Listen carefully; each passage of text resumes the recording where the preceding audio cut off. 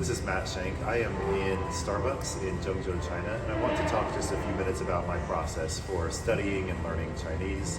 Thanks for watching, and I hope you'll find this interesting or helpful. Obviously, living in China has made it much easier to be in an environment where you can study Chinese, but regardless of your environment, if you want to learn a language, there are some practical steps that you can take. Let me talk to you about three of my favorite steps. Number one, I use Anki to memorize vocabulary. Vocabulary is the foundation of any language. Just memorizing vocabulary is not enough, but memorizing vocabulary is essential.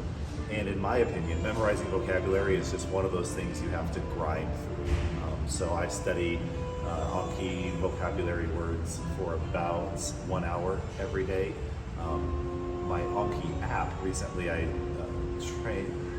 transitioned the app into Chinese, and so in addition to using the app to study the language, also the system settings are in Chinese, and so I'm getting that additional reinforcements in the language. I don't recommend doing that until you're at least an intermediate level in the language. The other step, second tip, is to just read as much as you can. For studying Chinese, I use an app called DuChinese, and it has very simple stories. You can select your level. So if you're at a beginner level, all the stories you see will only have beginner level words. If you're at an intermediate level, all the stories you see will only have intermediate level words.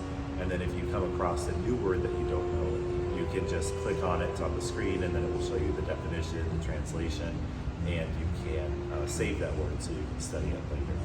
So Anki for vocabulary, DuChinese for reading, and then finally, just looking for opportunities to practice the language in authentic settings. That could be if you're living somewhere where you're studying a language, very easy to find that. But if you're maybe not living somewhere where the language is spoken, that's okay. There's so many language exchange apps that you can use to find language partners.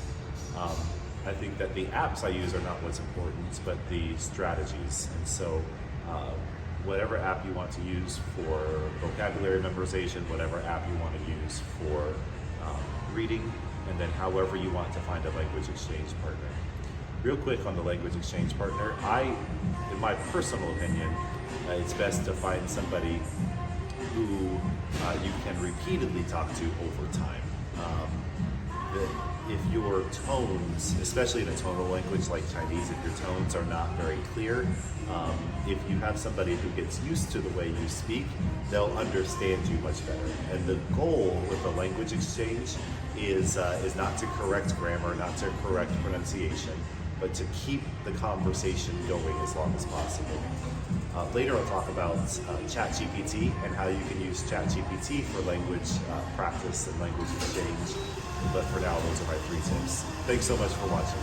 再见.